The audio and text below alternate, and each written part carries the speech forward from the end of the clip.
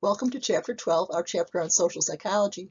It's quite arguable that the field of social psychology has had the greatest impact of all the disciplines in terms of other academic areas and psychology itself. We're going to look at many classic theories and also touch on many very pertinent and relevant issues to modern day society, such as systemic racism. So I think you'll find this chapter particularly useful if you're a psychology concentration person. You will be taking this course. And if you need a social science course or a liberal arts course, perhaps consider taking social psychology. So let's jump into it.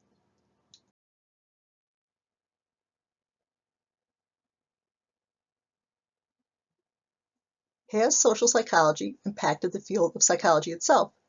Let's see. Of the 25 experiments generally considered to be the most important, the most influential in psychology, what number do you think would have to be from social psychology to say that social psychology has indeed had a big impact? And remember, there are many, many, many fields of psychology, social psychology just being one. So do you think it would need to be 2 out of the 25 to make it influential? 5 out of the 25? 10 out of the 25? Would you want to push half to say before you could say it's influential? Think a moment and make a decision.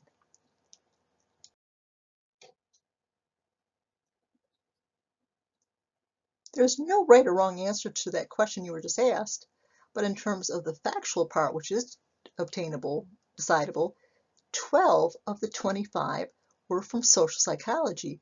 That's pushing half. So has social psychology impacted the field of psychology itself? Tremendously. Absolutely tremendously. For a definition, let's say that social psychology studies how people, 3 blanks. Take a moment and see if you can decide what should go in those 3 blanks. Did you say id, ego, superego? Not so much. That'd be Freud's personality constructs. Physical, cognitive, and socio-emotional? No, that's what developmental psychology studies.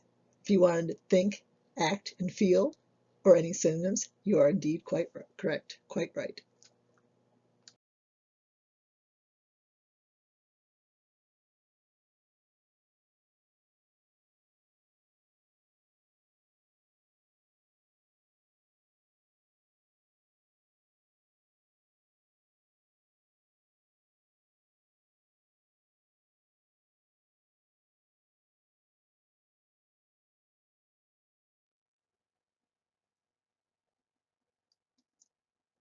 Does SCCC have a social psychology course? Why, yes, it does. Psych 226. So if you need a liberal arts elective, or a social science elective, or a psychology elective, it would be a good course. But if you're in the psychology concentration, you are actually required to take it. The book on the left, shown on the left, is what we're currently using in the course.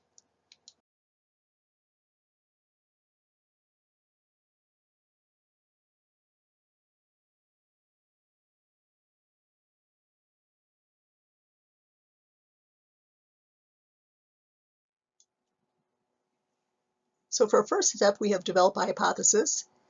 The asterisk means I'm going to have some cautions for you in the next slide based on common mistakes I see students make on tests. You cannot put the word hypothesis. It's a lazy answer. It's not a complete concept. So develop a hypothesis is a good answer, though you do not have to say develop a hypothesis for me. You could say, well, think of some different ways of saying develop a hypothesis, and I'll pause for a moment. Create a hypothesis, good. State a hypothesis, excellent. Formulate a hypothesis, you get the idea. So on the test, definitely tell me a phrase involving a hypothesis. You also need to know this hypothesis needs to be a statement, not a question. You'll see that on the next slide. And also, it must be specific. It's not sufficient to say that one variable affects another. How does it affect it? It makes it quicker, slower, bigger, smaller, and so on. So again, it needs to be a specific prediction. For step 2, you could put test hypothesis. That's a logical follow-up. Conversely, it's also very good to put gather data. Either one is good. But don't put both on a test. If you double list a step, it makes me think that you're confused. So choose one or the other, whichever you prefer. I've listed for you some of the different ways of testing the hypothesis: observational research, case study, survey, correlational study, experiment. So we have many options, including these, and some additional ones as well. The next step, you'll create a margin of data. The next step would be analyze the data. Do you have to use the word analyze? No, you could interpret it. You can apply statistics to it, but you get the idea. More than just one word. Last step, and a lot of students stop there, and unfortunately they can't get full credit. The last step is to publish the results. Can you share that differently? Absolutely. Share the results is also very good. So absolutely positively make sure that you can easily list the 4 steps of the scientific method.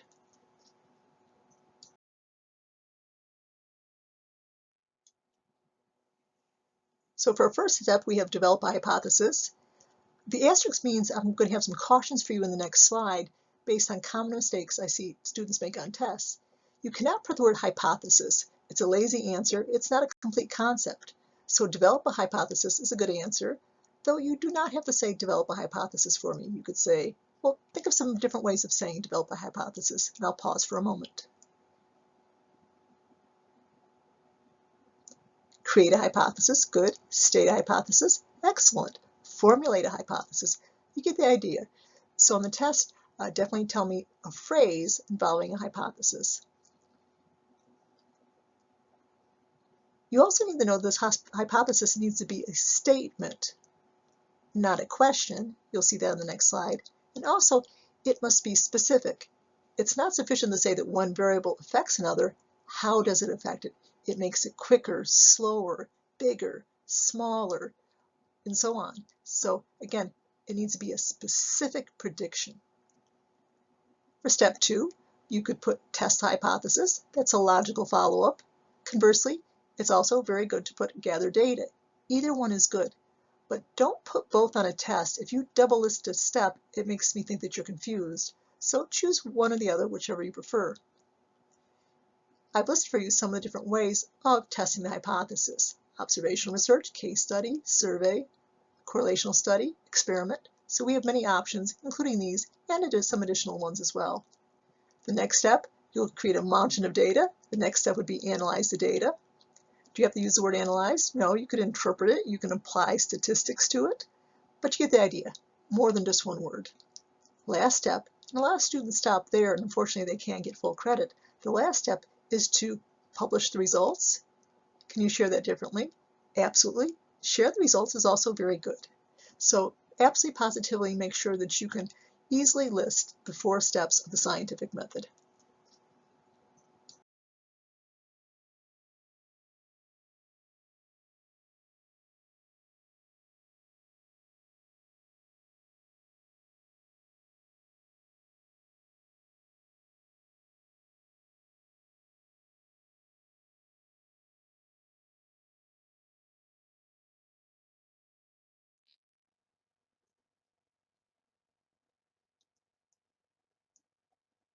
You've probably noticed from the emphasis of the experiment, its component, and the scientific method in this course, that experiments and the publication process that goes with them is critical to psychology, and particularly so in social psychology.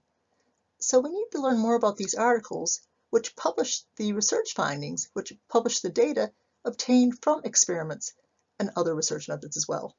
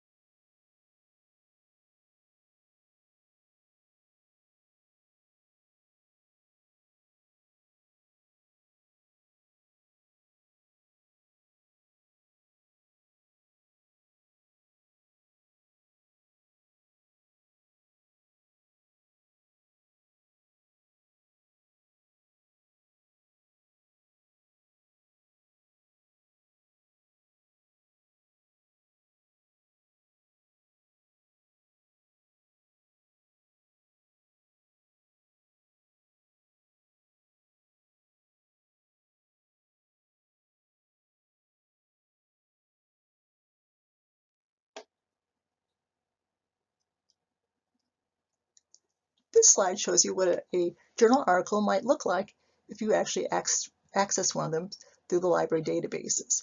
So as you can see, it has a title. It has the authors clearly indicated with their academic institutions. It has the abstract, as we noted, an overall summary of the article. It has an introduction section reviewing previous research. If this was an experiment, which is not, it would have a methods and materials section. This particular article gives you a conclusion section, which in many research articles is subsumed in the category of discussion. Think of a journal as being basically a business, and they can create their products as they wish. So if they want to use a conclusion over a discussion section, well, that's their decision. And as noted, a reference section, which would indicate all the sources cited in the paper using correct format for the particular field.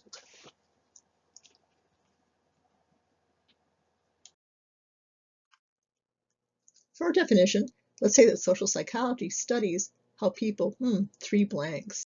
Take a moment and see if you can decide what should go in those three blanks. Did you say id, ego, superego? Not so much. That'd be Freud's personality constructs. Physical, cognitive, and socio-emotional? No, that's what developmental psychology studies. If you wanted to think, act, and feel, or any synonyms, you are indeed quite correct, quite right. Let's consider our next topic, persuasion. I chose this one because there's a great amount of time spent by us trying to persuade others, and by others or businesses or political entities trying to persuade us. Let's define persuasion as attempts to change how others, oh no, three blanks. What do you think? If you think, act, and feel, indeed you are correct. And how is this done? It's by providing information and or appealing to the emotions. I want to pick an attitude, rather a persuasion changing campaign that we're all familiar with. Consider the anti-smoking commercials. Take a moment and think of as many of them as you possibly can.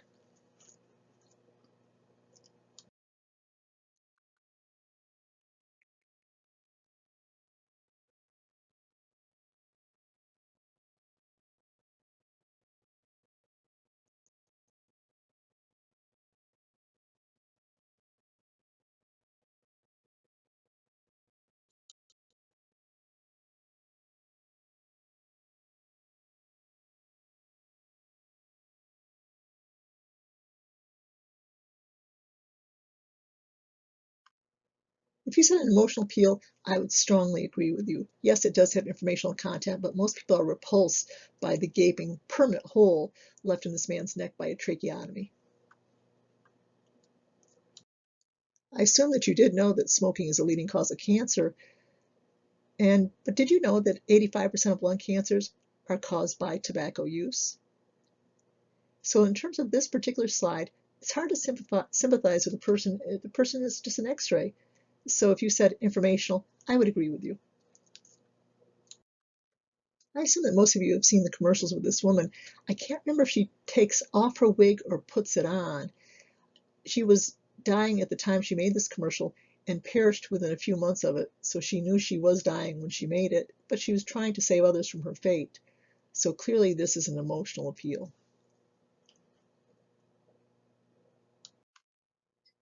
You probably haven't seen this particular ad before. I think it's effective. I find it interesting to look at the differential reaction to my male versus female students. All in all, the female students find it to be much funnier. I assume because for the male student, it's more of an aha, more of an informational message than for women. But in any case, the laughter that you might, or the chuckling you might have experienced would suggest that this is probably more of a emotional appeal than an informational appeal. But it is very clearly strong on both. Let's continue our discussion with persuasion, looking at 4 of the many persuasion techniques. You've probably used one on someone at sometime in the past, probably many, many times, and they've been used on you undoubtedly many times as well. Let's start with mirror exposure effect. The idea behind this is merely getting exposed to something will increase your liking of it. It assumes that you don't detest it at the beginning. It works much better for neutral things or things that you maybe dislike a little bit. Can you think of any examples of things that you didn't initially like, but they grew on you? Take a moment. Students often volunteer many answers. It might be a particular food that they didn't like it the first few times they tried it, and now they love it. It might be a style of music. It might be a particular singer, a particular actor, a particular genre of music or reading. It might be a haircut or a body ornamentation. You might make fun of it, and then later you're using it yourself. Now, the validity effect is often confused by students on a test, because if you'll notice the definitions, they start out identical, and many times on the test, the student just reads the first phrase and automatically goes to the mere exposure effect, the first one that you learned. Clearly, you have to read the secondary phrase after the comma. Think of the word validity. If you ask somebody, is that valid? You're asking, well, is it true? So the validity effect, the more you get exposed to something, the more we believe it to be true. So if the more we hear a rumor, we believe it must be true. The more we hear a politician's claims, it must be true. The more we hear a company's product claims, the more we hear it, the more we believe it to be true. This is used as quite frequently by businesses and politicians. Next, consider a door in the face. Think of getting the door slammed in your face. You must have done something pretty bad, pretty outrageous, yes? So in this one, it's when a large, unreasonable request is followed by what you really want. Research is clear. You're much more likely to get your request if you use this technique as opposed to asking for what you really want.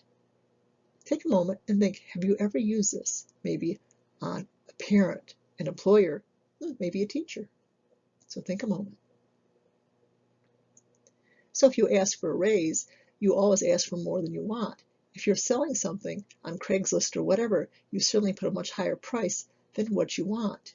If you're asking parents for money, you certainly must ask for more than what you really want. If you're asking for a certain time to stay out nights, you certainly have to ask for more than you really want.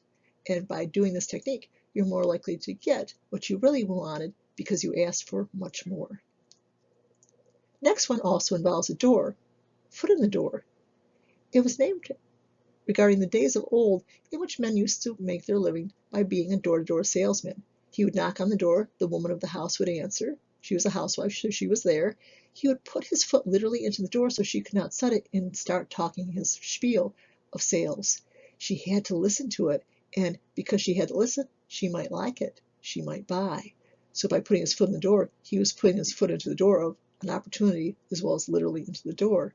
So in this one, a small request, something that you're really not so interested in. A small request is followed by the bigger, real request. This one takes a little planning. Let's say that you want to have your neighbor take care of your dog for a weekend because you're going away and you can't take your dog and you don't want to take it to a vet and pay the money and stress out your dog. But your neighbor that you're friendly with has never taken care of your dog. Your neighbor likes your dog but has never taken care of it. So you might ask them one day after work, maybe you're working late, could you walk the dog? The neighbor does. And then another time you have to work late, you ask the neighbor, and the neighbor does. Maybe give the neighbor a small gift each time, a small favor. And then you hit them up for the full weekend. You're much more likely to get this request.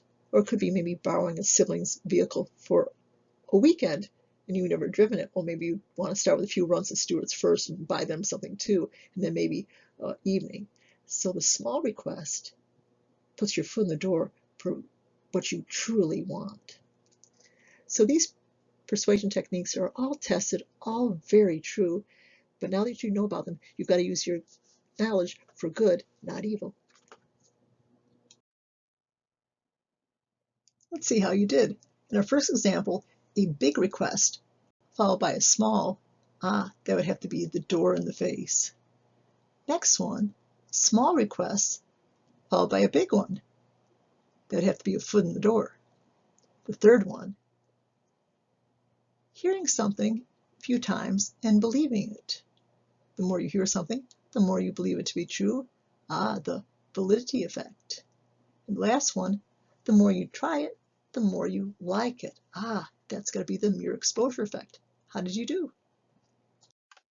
Let's consider one of these 4 techniques of persuasion. We'll have to wait to see which one it is. Let's apply it to global warming, or global climate change if you prefer.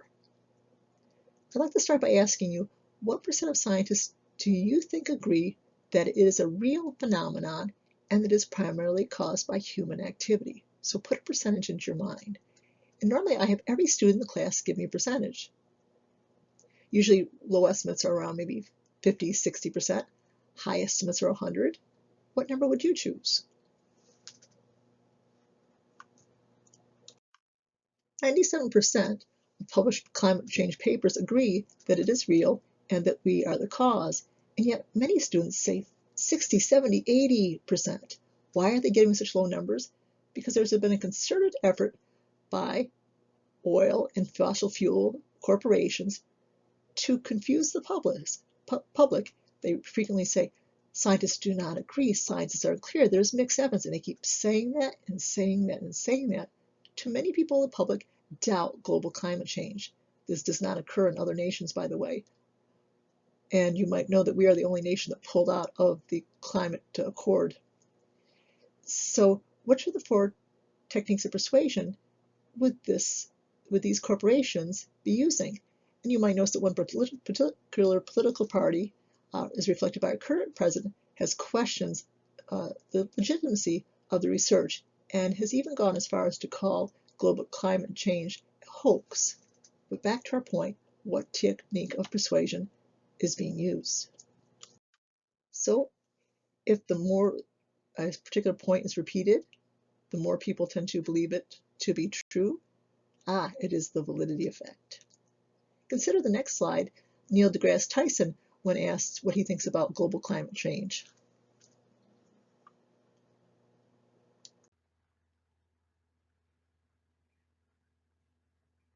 Many people feel powerless to make any difference at all, but collectively that's the attitude that's going to kill us. So take a moment and think of what things that you could do easily and that you'd be willing to do that could cut your impact in terms of global climate change.